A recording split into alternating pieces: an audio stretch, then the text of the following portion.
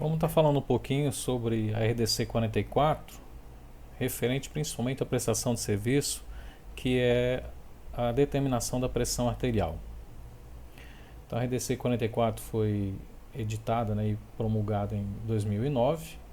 Ela está sofrendo mudanças, acredito que até o final do ano nós vamos ter alterações na RDC.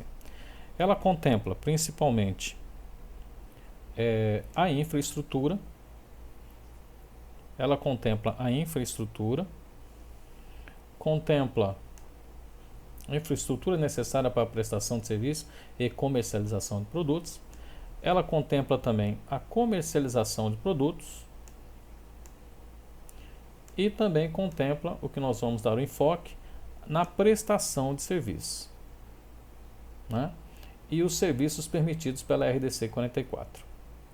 Dentre eles, nós temos a determinação de padrões fisiológicos. Dentre os padrões fisiológicos, nós temos a pressão arterial. Então, ela vem estabelecendo os critérios mínimos para a comercialização e para a prestação de serviços farmacêuticos. Dentre os serviços farmacêuticos, nós vamos incluir a determinação da pressão arterial, padrões fisiológicos, né? Assim como também aplicação de injeção, determinação de glicemia capilar, assim como também a atenção farmacêutica. Se aplica principalmente, às farmácias e drogarias. A rede hospitalar tem uma outra legislação. Então, o que ela contempla? Quais são os serviços, Principalmente os serviços farmacêuticos, é o que nós vamos estar abordando neste momento aqui. Dos serviços farmacêuticos, nós vamos ter a atenção farmacêutica domiciliar, que faz parte do acompanhamento. Aí nós vamos colocar assim o acompanhamento farmacoterapêutico, porque a atenção farmacêutica nós temos 4 macrocomponentes, que é a dispensação ativa, o acompanhamento farmacoterapêutico, ou segmento farmacoterapêutico. Nós temos também educação em saúde e a farmacovigilância. E aí contempla então dentro dos 4 pilares da atenção farmacêutica. A determinação de pressão arterial, que é o alvo dessa aula, dando enfoque na RDC 44 para a determinação de padrões fisiológicos. Dentre esses padrões fisiológicos, nós temos a glicemia, nós temos a respiração, pulso e a pressão arterial, que nós podemos então estar contemplando. Além disso, ela contempla a administração de medicamentos também, mas o objetivo nosso é a pressão arterial. Bom, é necessário um ambiente. Esse ambiente ele tem que ser separado e adverso, da dispensação, ok? Então eu tenho a sala de atenção farmacêutica e eu tenho a sala de aplicação de injeção, certo? A sala de aplicação de injeção. Eu posso determinar a pressão arterial na sala de aplicação de injeção? Pode. Se você não tiver a sala de atenção farmacêutica, pode. Eu posso determinar na sala de atenção farmacêutica? Pode também, Então não tem problema. Mas você tem que dispor um ambiente separado daquele da dispensação. Então ele deve ser individualizado, deve dar privacidade, deve ter uma dimensão mínima, Então vamos falar da sala de aplicação de injeção, no mínimo onde normalmente se determina a pressão arterial, no mínimo 2x2, ser provido de lavatório, com água, pia, água corrente, sabonete líquido, papel toalha, descartex, lixeira e tampa com pedal, saco plástico branco, leitoso. Então todos os requisitos que tem que conter uma boa sala de aplicação de injeção, onde você vai determinar a pressão arterial. Tem que ter o alvará sanitário, que nós vamos discutir mais à frente, e deve ser separado, separado do sanitário. Então sanitário de um lado, entendeu? E sala de aplicação de injeção. E se você tiver uma outra sala de atenção farmacêutica, deve ser distinto, extremamente separado. Separado do ambiente de serviço farmacêutico. Deve conter também os materiais para primeiros socorros. Nós vamos depois abordar quando estivermos falando da aplicação de injeção, mas a gente vai estar colocando aqui os medicamentos de primeiro socorro. Nós temos ali então a adrenalina, a hidrocortisona, que é um corticoide, um antistamínico, que é a prometazina, um simpático mimético, que é o agonista beta-2 adrenérgico, que é o broncodilatador. Então, esses medicamentos devem conter na sala de aplicação de injeção, que é também a sala de determinação da pressão arterial, e extremamente o quê? Identificados. Então, aqui, colocando, então nós temos aqui a área da dispensação, e nós temos então a sala de aplicação de injeção, que é onde você vai determinar a pressão arterial. Se porventura você tiver uma sala separada, né, uma sala de atenção farmacêutica,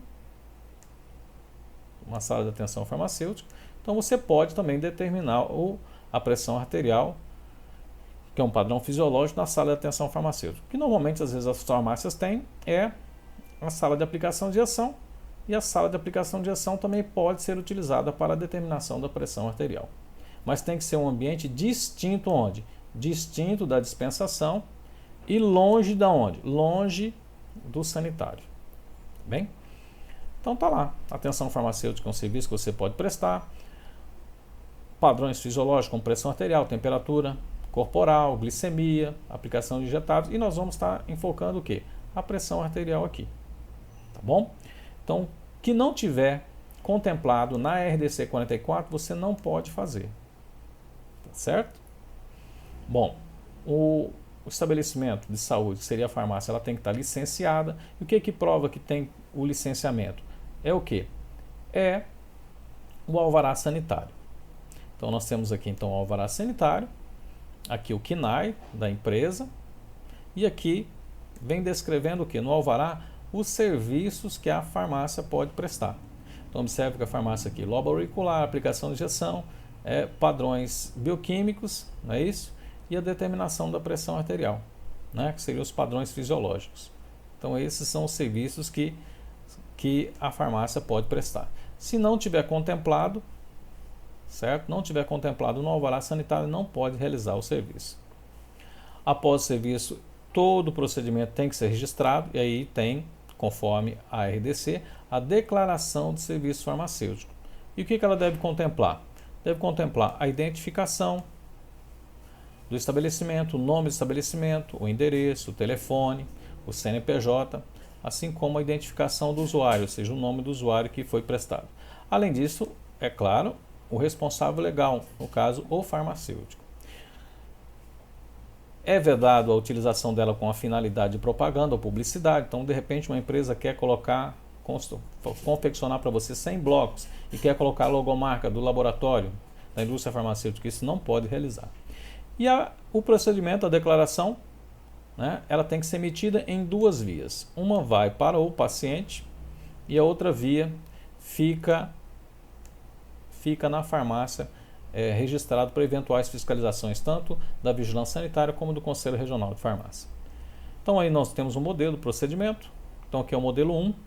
Né? Aqui é uma declaração onde eu tenho todos os serviços.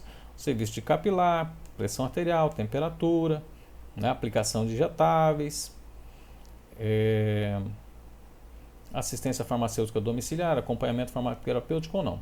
Mas observe que eu tenho a identificação, né? Tem a identificação do paciente e do estabelecimento, e aqui embaixo eu tenho a assinatura do farmacêutico e a assinatura também de quem? A assinatura do paciente. Vamos ampliar?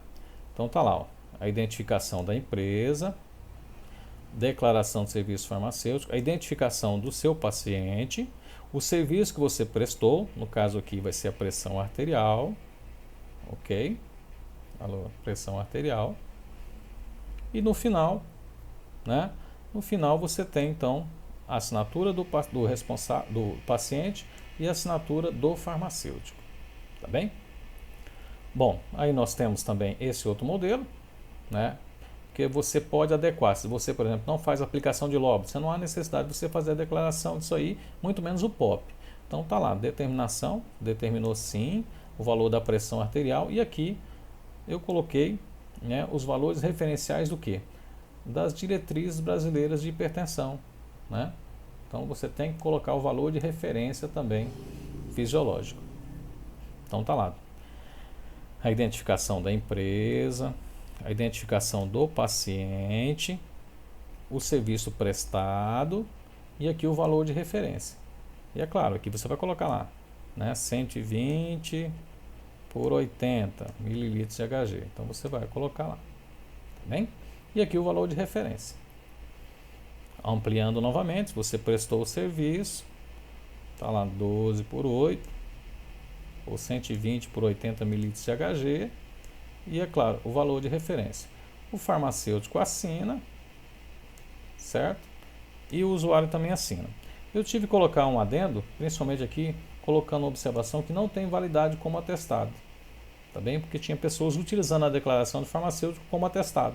Até que uma empresa me ligou e aí perguntou se a declaração farmacêutica tinha o valor de atestado. Eu falei que não. E aí eu tive que colocar então essa observação.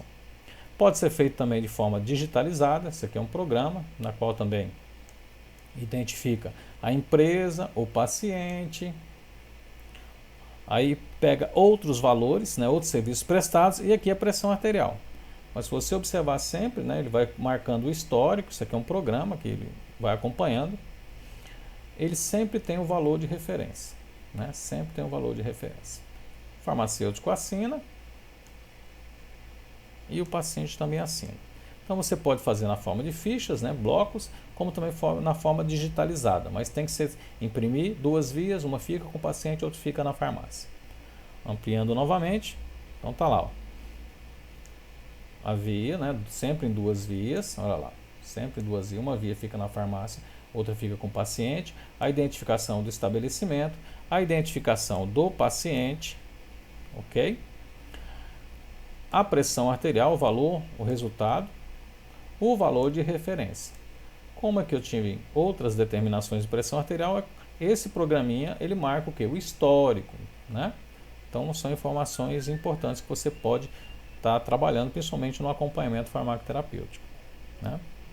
Ele determina índice massa corpórea, etc e tal, mas está lá. E no final, o farmacêutico tem que assinar, assim como também o paciente, certo?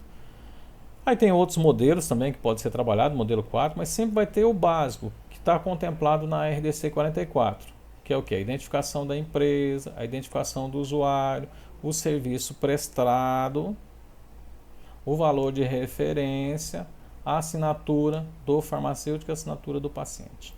Tá bem? Sempre isso aí. Então tá lá.